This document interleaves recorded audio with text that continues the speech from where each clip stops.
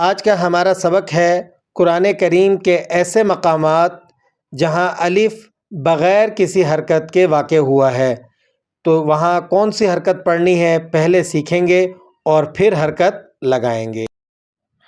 السلام علیکم ورحمۃ اللہ وبرکاتہ۔ جب بھی کوئی انسان اللہ تعالیٰ کی کتاب کی تلاوت کرتا ہے، اس کو چاہیے کہ قرآن پاک اچھی طرح سے سیکھ کر پڑھے۔ زیر نظر آیت مبارکہ کو 90% لوگ صحیح نہیں پڑھتے، یا پھر پڑھتے تو ہیں لیکن ان کو پتہ نہیں ہے کہ وہ اس کو ایسے کیوں پڑھ رہے ہیں۔ تو آج کی اس ویڈیو میں ہم سیکھیں گے کہ وہ آیات جن کے اسٹارٹ میں بغیر حرکت والا الف ہو، اسے کیسے پڑھتے ہیں، اور یہ بھی کہ اس طرح پڑھنے کے پیچھے ریزن کیا ہے۔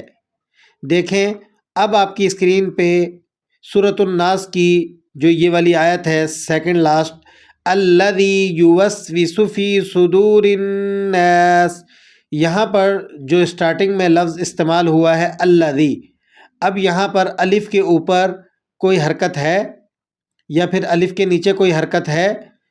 الف کے اوپر یا نیچے زبر یا زیر یا پیش میں سے کوئی بھی حرکت نہیں ہے، لیکن ہم پڑھتے ہیں الذی، الف کے اوپر زبر لگا کر پڑھتے ہیں، ٹھیک ہے؟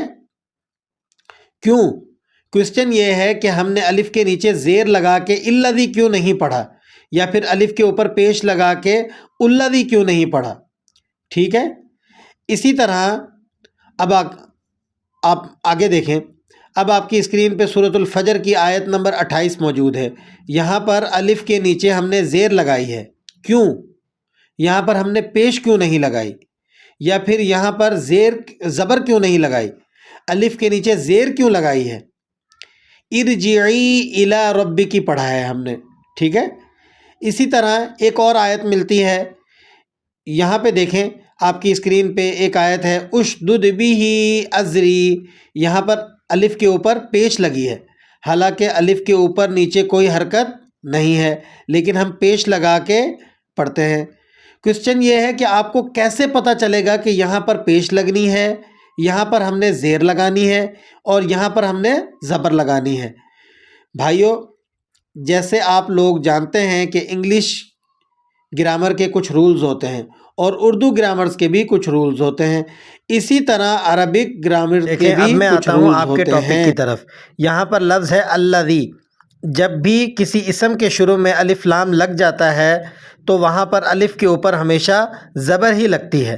آسان الفاظ میں آپ اس کو ایسے کہہ لیں کہ اگر الف کے فوراً بعد لام آتی ہے نا، تو آپ الف کے اوپر ہمیشہ زبر ہی پڑھیں گے، الف کے اوپر ہمیشہ زبر ہی لگائیں گے۔ آپ نے آگے دیکھنا ہے نہ آپ نے اس سے پیچھے دیکھنا ہے، آپ نے دیکھنا ہے کہ الف کے فوراً بعد اگر لام آ گئی ہے تو الف کے اوپر زبر لگے گی۔ لام کے اوپر یا نیچے کوئی حرکت ہے یا نہیں، اس کے ساتھ ہمارا لنک ہی نہیں ہے۔ رولز اس طرح ہے کہ اگر الف کے فوراً بعد لام آ جاتی ہے تو الف کے اوپر زبر لگائیں گے، بس بات ختم، ٹھیک ہے؟ یہاں دیکھیں جس طرح اس آیت مبارکہ میں آپ الذی یوسوس فی صدور الناس، اگر کوئی پوچھے کہ زبر کیوں لگی ہے تو آپ نے اس کو بتانا ہے کہ عربی گرامر کے رولز ہیں کہ اگر الف کے بعد لام آ گئی فوراً سے تو الف کے اوپر ہم نے ہمیشہ زبر لگانی ہوتی ہے۔ اس کے بعد آگے چلتے ہیں کہ الف کے اوپر پیش کب لگائی جاتی ہے، ٹھیک ہے؟ پہلے ہم نے پڑھ لیا کہ الف کے بعد اگر لام آ جاتی ہے تو الف کے اوپر ہمیشہ زبر لگے گی۔ اب آتے ہیں پیش کی طرف۔ اب کوئی بھی اگر آیت ہے، الف اسٹارٹنگ میں آیا ہے تو اس کے اوپر پیش کیسے دیکھیں گے کہ یہاں پر پیش لگنی ہے؟ جیسے یہاں پر مثال کے طور پر آپ کی اسکرین پر ایک آیت موجود ہے سورہ طٰہٰ کی، اشدد بہ ازری۔ اب آپ نے کیا کرنا ہے ایسے معاملے میں کہ فعل کا تیسرا حرف دیکھنا ہوتا ہے۔ فار ایگزامپل تیسرا حرف، اب یہاں پر آپ دیکھیں کون سا ہے، پہلا حرف ہے الف، دوسرا ہے شین اور تیسرا ہے دال، ٹھیک ہے؟ پہلا الف، دوسرا شین اور تیسرا دال۔ اب دال کے اوپر کیا ہے؟ دال کے اوپر پیش ہے، تو ہم ہمیشہ تھرڈ لیٹر کو دیکھیں گے۔ اگر تھرڈ لیٹر پیش کے ساتھ ہے تو الف جو اسٹارٹنگ میں استعمال ہوا ہے اس کے اوپر ہم پیش لگا دیں گے۔ اب یہاں پر دیکھیے گا سورہ قدر میں ایک لفظ ہے ارجعی، دیکھیں پہلا حرف الف ہے، پھر را ہے، پھر ہے جیم، جیم کے نیچے زیر آ گئی ہے تو آپ نے الف کے نیچے بھی زیر لگانی ہے، ٹھیک ہے۔ الف کے بعد اگر لام نہیں آیا بلکہ کوئی اور حرف آ گیا ہے تو تیسرے حرف پر زیر آ جائے تو الف پر بھی زیر ہی پڑھا جائے گا، اور اگر تیسرے حرف پر زبر ہو تب بھی الف پر زیر ہی پڑھنا ہے۔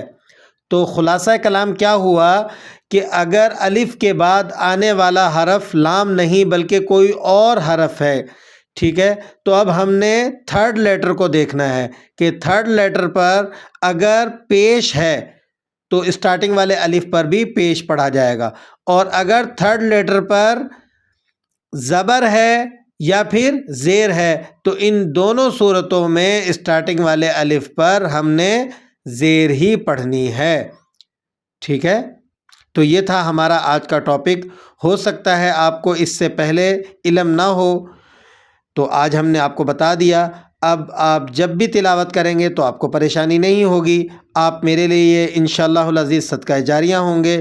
اسی طرح آپ سے یہ بھی درخواست ہے کہ لنک آگے شیئر کر دیں یا پھر لوگوں کو ویسے ہی بتا دیں، ٹھیک ہے۔ ہو سکتا ہے کوئی بندہ غلط پڑھ رہا ہو قرآن مجید کو، یا اس کو پتہ نہ ہو کہ وہ ایسے کیوں پڑھ رہا ہے، آپ کے فارورڈ کرنے کی صورت میں اس کی غلطی ٹھیک ہو جائے گی، اس صورت میں آپ کو بھی ثواب پہنچتا رہے گا اور ہمیں بھی انشاءاللہ تا حیات ثواب ملتا رہے گا۔ تو اللہ کی ذات سے امید ہے کہ تعاونوا علی البر والتقوی کو ہماری ویڈیو کو زیادہ سے زیادہ آپ شیئر کریں گے اور فارورڈ کریں گے۔ السلام علیکم ورحمۃ اللہ وبرکاتہ۔